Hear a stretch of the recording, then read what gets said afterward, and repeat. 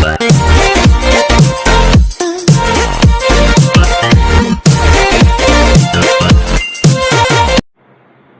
दोस्तों, मैं पंकज सर आपका अपने YouTube channel e learning with Pankaj sir पर स्वागत करते हैं। आज हम आप लोगों को क्लास 12 फिजिक्स का वैद्युत द्विध्रुव की अच्छी स्थिति के बारे में बताएंगे।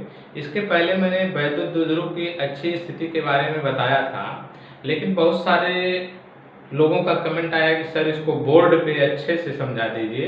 तो मैं एक बार पुनः इसको बोर्ड पर अच्छे से आपको बता रहा हूँ और विद फिगर और उसको सॉल्व करके मैं आपको बता रहा हूँ। तो प्लीज़ यदि आप इस चैनल पर नए हों तो चैनल को लाइक, शेयर और सब्सक्राइब कर दीजिए तथा बेल आइकन को भी प्रेस कर दीजिए, जिससे हर एक लेटेस्ट वीडियो का नोटिफिकेशन आप तक आसानी से पहुँच सके। तो दोस्तों, e learning with Pankaj sir आपका एक ऐसा चैनल है जिसमें आपकी संपूर्ण तैयारी कराई जाएगी, चाहे वो एकेडमिक हो चाहे कॉम्पिटिटिव हो। तो आप अपने अधिक से अधिक फ्रेंड्स को, जो आपसे जूनियर हों सीनियर हों, उनको इस चैनल पे जोड़िए और इस चैनल पे आपको कॉम्पिटिटिव लेवल का सारी चीज़ें आपको बताई जाएंगी, जैसे आपका यूपीपी, एसएससी, रेलवे, बैंकिंग और यूपी टेट, सी टेट, इस सब की सभी प्रतियोगी परीक्षाएं आपको इस चैनल पर एक साथ तैयारी कराई जाएगी। आप हमारे प्लेलिस्ट में जा करके जो है क्लास वाइज अलग अलग चैप्टर, अलग अलग अपने अपने लेवल का, जिस लेवल पे आप हैं उस लेवल की आप प्लेलिस्ट खोजिए और उस खोलने के बाद आप उस प्लेलिस्ट पे देखिए और जो भी चीज़ें आपको अच्छी लगती हैं और आप कमेंट बॉक्स में भी कमेंट करके बताइए, जिससे हम मोटिवेट हों और मोटिवेट होकर के मैं आपके लिए एक अच्छा कार्य कर सकूं, एक बेहतर कार्य कर सकूं। तो आप सभी का इसमें सहयोग की ज़रूरत है। तो मैं आशा करता हूं कि आप सभी लोग मेरा इस channel e learning with Pankaj sir को अधिक से अधिक शेयर करेंगे और अधिक से अधिक लोगों को जोड़ेंगे। तो आइए हम बिना टाइम वेस्ट किए हुए वीडियो को शुरू करते हैं। तो आज हम क्लास 12 की फिजिक्स की एक बहुत ही महत्वपूर्ण टॉपिक वैद्युत द्विध्रुव की अच्छी स्थिति के बारे में बताएंगे कि वैद्युत द्विध्रुव की अच्छी अथवा, इसको क्या कहते हैं, आपसे कोई पूछ सकता है कि अच्छी स्थिति को क्या कहते हैं, तो अच्छी अथवा अनुदैर्ध्य, अच्छी अथवा अनुदैर्ध्य स्थिति में वैद्युत क्षेत्र की तीव्रता। तो फ्रेंड्स, इस टॉपिक में हम आपसे वैद्युत द्विध्रुव की मोस्ट इंपॉर्टेंट टॉपिक है, आपकी एग्जाम के दृष्टिकोण से अत्यंत महत्वपूर्ण टॉपिक है। वैद्युत द्विध्रुव की अच्छी अथवा अनुदैर्ध्य स्थिति में वैद्युत क्षेत्र की तीव्रता निकालेंगे। तो इसके लिए हम सबसे पहले आप फिगर बनाएंगे। तो फिगर मैं आपको बना रहा हूं, देखिए आप फिगर को ध्यान से देखिए। यदि आप फिगर अच्छे से बना लेंगे तो आपको डेरिवेशन इसका आसानी से आप कर लेंगे। यह हमने क्या बनाया, एक वैद्युत द्विध्रुव बनाया और यहाँ पे हम क्या किए कि वैद्युत द्विध्रुव का नाम हमने रख दिया ए बी रख दिया। अब वैद्युत द्विध्रुव से आगे एक बल जो है वर्क कर रहा है, यहाँ पे बिंदु P हमने मान लिया कि इलेक्ट्रिक डाइपोल मोमेंट जो है ये आपका है और यहाँ पे आप वैद्युत क्षेत्र एक दिखा लेंगे और यहाँ पे एक दूसरा दिखा लेंगे और यहाँ पे वैद्युत क्षेत्र जो कार्य कर रहा है ये आपका वेक्टर ई है। अब वैद्युत द्विध्रुव जो ए बी हमने बनाया, इसका मान लेते हैं कि मिडिल पॉइंट यहाँ पे होगा, मध्य बिंदु वो यहाँ है।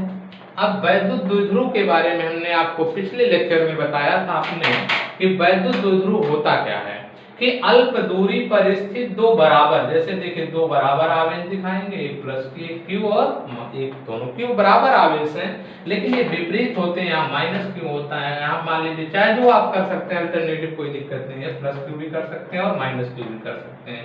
अब वैद्युत द्विध्रुव के मध्य बिंदु मतलब टोटल जो डिस्टेंस यहाँ से यहाँ होती है वो 2l होती है।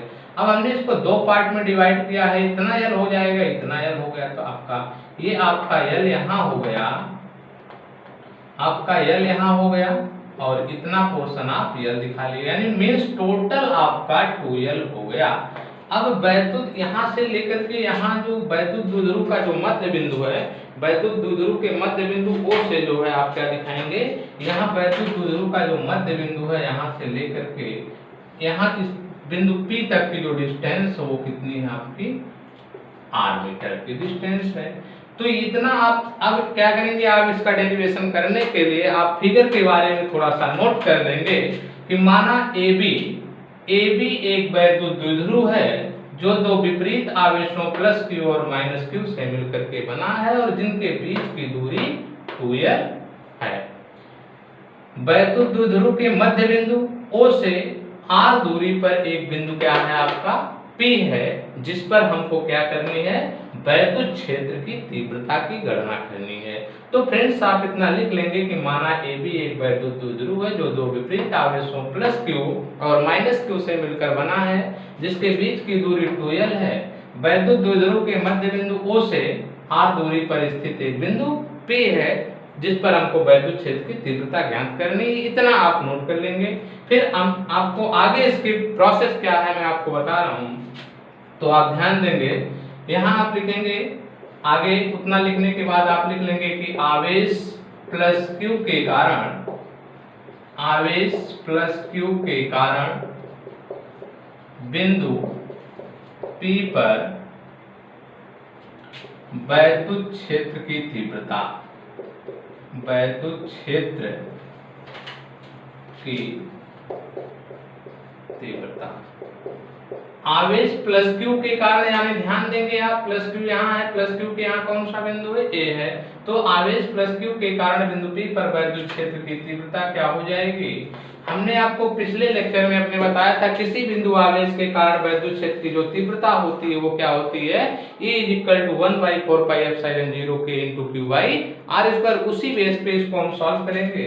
तो आपका यहाँ देखिए वेक्टर E = हो जाएगा 1/4πε0 K × Q/r²। अब ध्यान देंगे कि P तक दूरी कितनी है यहाँ से यहाँ तक की, तो देखिए टोटल आपकी डिस्टेंस r है, लेकिन आपको यहाँ से निकालना है AP का वर्ग, AP का स्क्वायर। तो आप क्या करेंगे, और we can write this vector EA = 1/4πε0 K × Q/AP। AP की वैल्यू ध्यान से देखिए, यहाँ फिगर में आप A आपका AP है, AP के यहाँ जब आप देखेंगे तो टोटल डिस्टेंस आपकी r है, इसमें से आप इतना निकाल देंगे, यानी आपका OP में से AO निकाल देंगे तो आपको इतना पता चलेगा, यानी पूरा इतना, इसमें से आप इतना ही निकालेंगे तो आपका जो शेष बचेगा यही आपका हो जाएगा AP की वैल्यू। मीन्स आपका टोटल डिस्टेंस r है, आपको निकालना कितना l है, तो आप क्या करेंगे यहाँ r - l का होल स्क्वायर लिख लेंगे। आप इक्वेशन नंबर आप इसको फर्स्ट बना लेंगे, यहाँ तक आपका हो जाएगा। सिमिलरली इसी प्रकार आवेश -q के कारण, आवेश -q के कारण बिंदु P पर वैद्युत क्षेत्र की तीव्रता, वैद्युत क्षेत्र की तीव्रता क्या हो जाएगी, अब देखिए यहाँ पे वेक्टर EB = हो जाएगा आपका 1/4πε0 K × Q/। अब देखिए -q से यहाँ की डिस्टेंस कितनी है आपकी BP है, तो यहाँ क्या ले देंगे BP का होल स्क्वायर। अब आप यहाँ इसको आगे सॉल्व करेंगे, vector EB = 1/4πε0 K × Q/BP। BP की वैल्यू देखिए, टोटल डिस्टेंस आपकी इतनी यहाँ लिखना है, इतना BP इतना है, लेकिन हमको इतना पता है और प्लस इतना पता है, तो इतना पता है आपको और इतना पता है, मीन्स OP पता और OB पता है, दोनों को ऐड कर देंगे तो आपका BP हो जाएगा। तो आपका क्या हो गया r + l का होल स्क्वायर। आप इसको बना लेंगे इक्वेशन नंबर 2।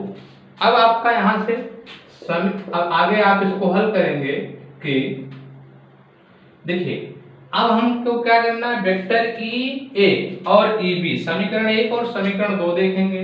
देखिए वेक्टर EA और वेक्टर EB यहाँ पे है। अब हमको परिणामी वैद्युत क्षेत्र की तीव्रता निकालनी है, तो यहाँ से मैं आपको एक आसान तरीका बता दे रहा हूँ कि परिणामी वैद्युत क्षेत्र किसी भी चीज की जो रिजल्टेंट वैल्यू निकालते हैं, परिणामी निकालते हैं, वो आप क्या करते हैं, जैसे आपको मान लीजिए कहीं जाना है तो आप 4 किलोमीटर दूरी तय करनी है तो 2 किलोमीटर प्लस 2 किलोमीटर ऐड करते हैं तो आपकी टोटल डिस्टेंस 4 किलोमीटर होती है, आपकी रिजल्टेंट वैल्यू होती है।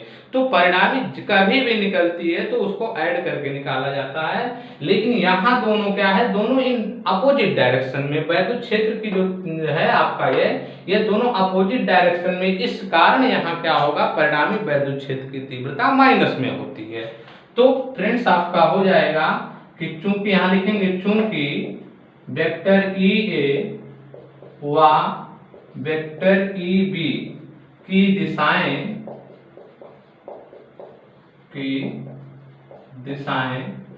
परस्पर विपरीत हैं, की दिशाएं परस्पर विपरीत हैं, अतः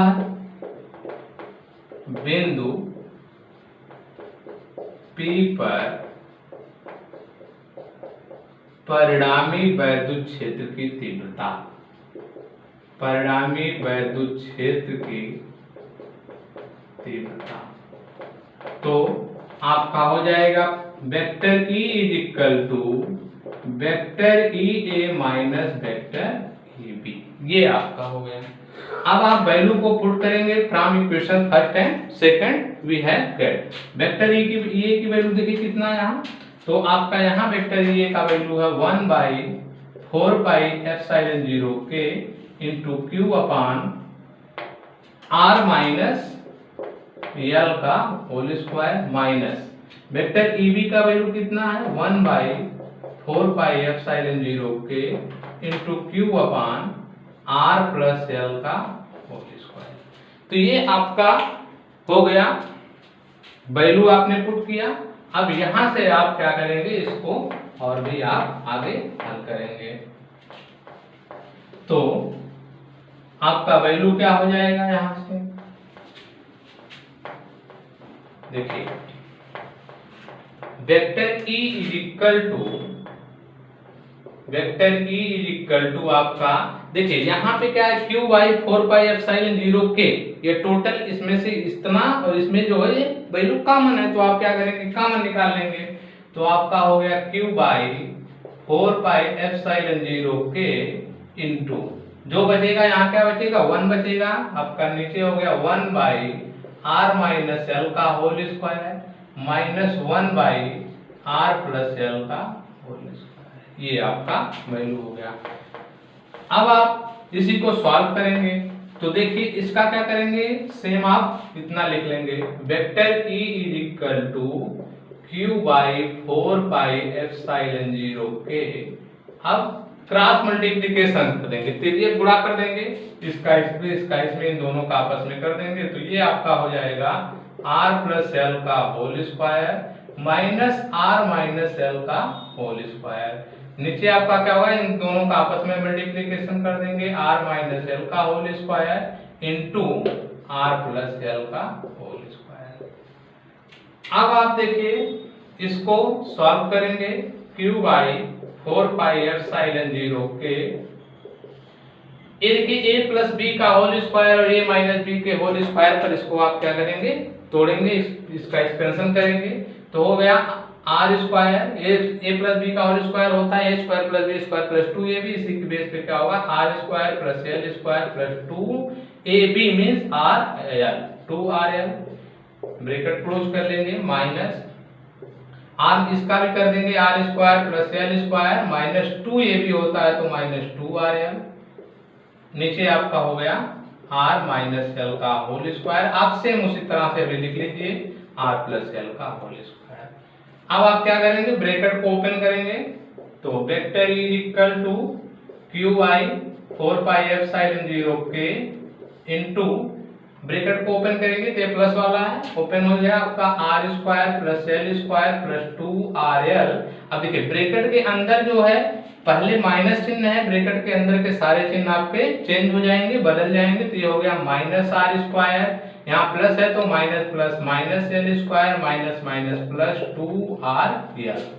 नीचे आपका क्या हो गया ये देखिए, ये अगर इसको स्क्वायर आप ना देखिए तो ये a माइनस बी और a प्लस बी का फार्मूला है। तो a minus B a plus B किसका फार्मूला होता है? a square minus b square का। तो ये आपका हो गया r square minus l square. But यहाँ पे आप ध्यान देंगे, यहीं छोड़ेंगे नहीं, यहाँ स्क्वायर है तो आप क्या करेंगे, यहाँ भी स्क्वायर आप लगाएंगे।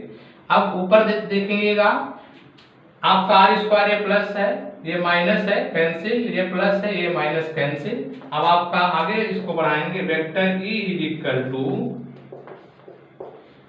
क्यू बाई 4 पाई एप्सिलॉन 0 के। अब देखिए 2rl प्लस 2rl मिलके कितना हो गया आपका 4rl, नीचे हो गया आपका R square minus L square का होल स्क्वायर। अब इसी को आप सॉल्व करेंगे तो vector E is equal to, इसको आप लिख सकते हैं 1 बाई 4 पाई एप्सिलॉन 0 के। अब देखिए यहाँ पे इसको हम 4 को तोड़ेंगे तो क्या होगा, 2 इंटू 2 लिख सकते हैं, 2 इंटू 2, 2 2 जा 4, और यहाँ q है, आप यहाँ q लिख देंगे, और यहाँ l है, आप इसका l लिख देंगे, और क्या बच रहा है अभी आपका r बच रहा है। तो आप क्या करेंगे, आप r लिख लें। ऐसा एक फार्मूला होता है, अभी हम आपको बता रहे हैं आगे। नीचे हो गया R square minus L square का होल स्क्वायर। अब देखिए, हमने इलेक्ट्रिक डाइपोल मोमेंट आपको बताया था पिछले लेक्चर में अपने कि इलेक्ट्रिक डाइपोल मोमेंट जो होता है vector p is equal to 2ql होता है। तो आप यहाँ क्या करेंगे, इसके स्थान पे आप p लिखेंगे तो आपका फार्मूला जनरेट हो जाएगा, ये vector e is equal to 1 by 4 pi epsilon 0 के इंटू 2, और इसने के स्थान पे इलेक्ट्रिक डाइपोल मोमेंट p होता है, और ये क्या है, r है। नीचे आपका हो गया R square minus L square का होल स्क्वायर। और आप चाहें तो यहाँ ब्रैकेट में लिख सकते हैं, चूंकि vector p is equal to 2ql होता है इसलिए हम इतना लिख सकते हैं। तो आइए फ्रेंड्स, इसको हम आगे बढ़ाते हैं। तो ये आपका हो जाएगा यहाँ से। अब देखिए, चूंकि r is greater than l, यहाँ क्या है, r जो होता है वो l से बड़ा होता है। मीन्स क्या है, जब r l से बड़ा है मीन्स क्या है, l जो है r से छोटा। तो आप दोनों चीज यहाँ लिख सकते हैं, चाहे r is greater than l लिखिए, चाहे l is less than r लिख सकते हैं। तो हम आपको लिख दे रहे हैं कि r is greater than l। r जो है l से बड़ा है मीन्स क्या हुआ, आपका l जो है r से छोटा है। तो r is greater than l है तो r square is more greater than l square होगा। क्योंकि r जो है l से बड़ा है मीन्स r स्क्वायर अगर करेंगे, स्क्वायर जैसे 2 है तो उसका वर्ग करेंगे 4 तो ज्यादा हो जाएगा। तो उसी तरीके से जब स्क्वायर होगा तो वो और भी बड़ा होगा। तो इसका मतलब है, अर्थात l स्क्वायर r स्क्वायर की तुलना में, r स्क्वायर की तुलना में बहुत छोटा है। और जो भी छोटी क्वांटिटी होती है उसको क्या करते हैं, कैन बी नेग्लेक्टेड, नगण्य मान लेते हैं। अतः l स्क्वायर को नगण्य मान लेते हैं। जो भी छोटी क्वांटिटी होती है उसको हम नेग्लेक्ट मान लेते हैं। तो यहाँ आपका क्या होगा, यहाँ जो l स्क्वायर छोटा है तो उसको क्या करेंगे, यहाँ से हम छोड़ देंगे उसको। तो आपका यहाँ से देखिए क्या हो जाएगा, यहाँ से आपका इक्वेशन हो गया vector e is equal to 1 by 4 pi epsilon 0 के इंटू 2p, r है तो आप लिख लेंगे 2pr। नीचे क्या आपका r square minus L square होता है, लेकिन एल स्क्वायर जो छोटी क्वांटिटी है वो तो उसको कैन बी नेग्लेक्टेड, नगण्य हमने मान लिया। तो r स्क्वायर का square means r to the power 4। तो आपका इक्वेशन बना vector e is equal to 1 by 4 pi epsilon 0 के इंटू 2pr बाई, यहाँ से देखिए r से r कैंसिल हो जाएगा, यहाँ r है नीचे r टू दी पावर 4 है तो ये कैंसिल होगा। तो 2p by r cube, unit लिखना चाहेंगे तो न्यूटन प्रति कूलम आपका हो जाएगा। अब यहाँ पे निर्वात अथवा वायु के लिए थोड़ा सामान लेंगे, निर्वात अथवा वायु के लिए निर्वात अथवा वायु के लिए जो परावैद्युतांक होता है के, परावैद्युतांक के क्या होता है, के का वैल्यू 1 होता है। तो आपका ऊपर का इक्वेशन हो जाएगा vector E equal to 1/4πε0 into 2p/r³। तो फ्रेंड्स अच्छी अथवा अनुदैर्ध्य स्थिति में आपका वैद्युत क्षेत्र की तीव्रता का फार्मूला आप याद रखेंगे, क्या होता है, vector E equal to 1/4πε0 into 2p/r³। ये आपका वैद्युत जो है अच्छी स्थिति में वैद्युत क्षेत्र की तीव्रता होता है। तो फ्रेंड्स वीडियो आपको कैसा लगा आप कमेंट बॉक्स में कमेंट करके बताइएगा कि अब आपको समझ में आया कि नहीं आया। आप कमेंट बॉक्स में हमारे व्हाट्सएप नंबर पे भी ज्वाइन कर सकते हैं, कमेंट कर सकते हैं। आप हमारे टेलीग्राम को भी ज्वाइन कर सकते हैं और आप यूट्यूब पे भी कमेंट कर सकते हैं। और आप अपने अधिक से अधिक फ्रेंड्स को इस चैनल से जुड़ने के लिए बोलिए। आपको इस चैनल पे संपूर्ण सब्जेक्ट की आपको क्लासेस उपलब्ध कराई जाएगी। Thank you watching this video. Thank you so much friends.